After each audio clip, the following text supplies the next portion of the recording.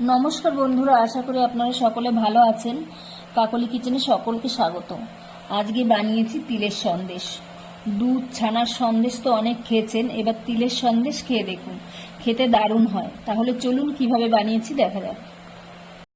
এখানে আমি 1 কাপের চেয়ে একটু কম তিল নিয়েছি, 100 গ্রামের মতন তিল হবে। তিলটাকে আমি এখন হালকা একটু ভেজে নেব, লাল লাল করে ভাজবো না, 1-2 মিনিট হালকা করে একটু নেড়ে নেব। আমি হালকা একটু নেড়ে নিয়েছি 2 মিনিট। এখন আমি গ্যাসটাকে অফ করে দিচ্ছি। এখন তিলটাকে আমি ঠান্ডা করে নেব। তিলগুলো ঠান্ডা হয়ে গেছে, আমি এখন একটা মিক্সিতে দিয়ে দিচ্ছি।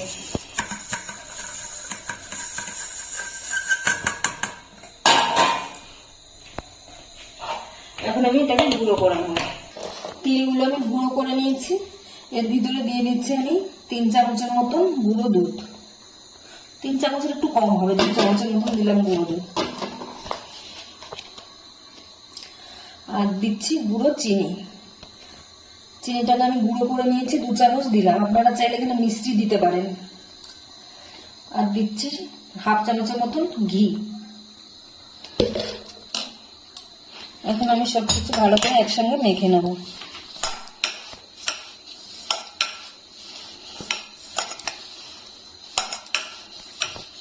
আমি একসঙ্গে সব মেখে নিয়েছি। এখন মানে একসঙ্গে ঢালবো না, 1 চামচ করে চামচে করে আমি দুধ দেবো। প্রথমে আমি 2 চামচ দুধ দিলাম, মানে এতে খুব বেশি দুধ লাগবে না, সেজন্য চামচে করেই দিতে হবে। মানে একবারে ঢেলে দিলে নরম হয়ে যাবে। আমি 2 চামচ দুধ দিয়েছি, 2 চামচে আমার হয়ে যাবে। এখন এটাকে ভালো করে মেখে নেব। তাও একটু নরম নরম হয়ে গেছে না। এখন মেখে আমি 5 মিনিটের জন্য এমনি রেস্টে রেখে দেবো।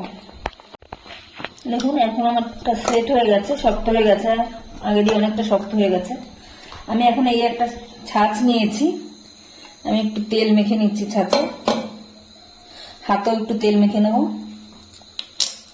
হাতেও একটু তেল মেখে নিলাম। এখান থেকে অল্প অল্প একটু নেব। এখন আমি ছাঁচের উপরে এইভাবে দিয়ে দেবো। ভালো করে দিয়ে এভাবে সেট করে দিতে হবে।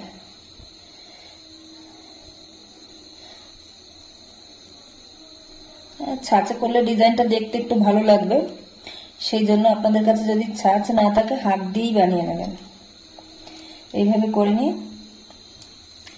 এই দেখুন মিষ্টিটা কি সুন্দর লাগছে দেখতে। আমি আরেকটা বানাচ্ছি। গোল করে নিতে হবে, একটু গোল করে।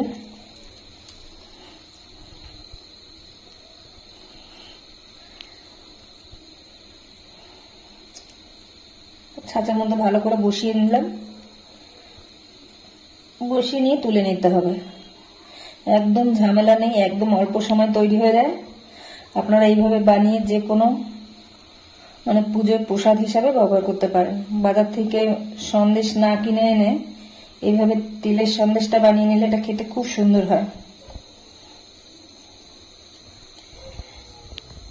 এই দেখুন, যদি ছাঁচ না থাকে এমনি যে কোনো ডিজাইন আপনারা করে নিতে পারেন। একটুখানি গোল গোল করে নিলেন, মানে যে কোনো ভাবে ডিজাইন করে নিতে পারেন। গোল করে একটু চ্যাপটা করে নিয়ে ছুরি দিয়ে এভাবে কেটেও ডিজাইন করে নিতে পারেন।